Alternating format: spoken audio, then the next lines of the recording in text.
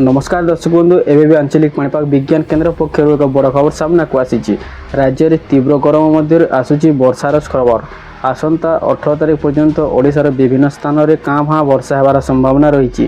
कालबैसाखी प्रभाव में 15 तारिख में मयूरभंज और केन्दुझर जिले में घड़घड़ी और बिजुली सह वर्षा होवार आशंका रही।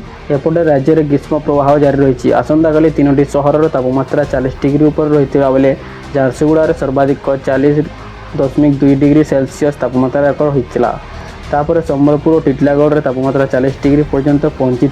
तेबे रविवार ठारू व आज गरमर सामयिक अस्वस्ति मिल पारे बोली आंचलिक पाणीपाग विभाग केन्द्र पक्षर सूचना देती। वर्तमान उत्तर पूर्व उत्तर प्रदेश रु छत्तीसगढ़ हो दक्षिण अभ्यंतरण ओडिशा पर्यंत समुद्र पतन ठारू प्राय 0.9 किलोमीटर उच्चतार एक ट्रफ लाइन सक्रिय रही। यार प्रभाव में आसंता 4 दिन पर्यंत राज्यर पाग मेघुआ रहिबा सह विभिन्न स्थान में पवन सह हालुकारू मध्यम वर्षा होवार संभावना रही।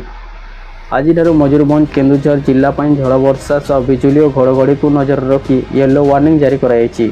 सेहीपरि 16 तारिख में रायगड़ा मयूरभंज और केन्दुझर जिले में झड़ वर्षार संभावना थिबारु पाणीपाग विभाग येलो वार्निंग जारी करिछि।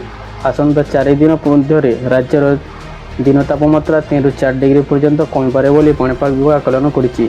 सेहीपरि 17 और 18 तारिख में उत्तर ओडिशा दक्षिण ओडिशा किसी स्थान में घड़घड़ी सह वर्षा होवार संभावना रही। एमती लेटेस्ट खबर पर आम चैनल सहित जोड़ी रुहतु। वीडियो भल लगी लाइक शेयर सब्सक्राइब करूँ।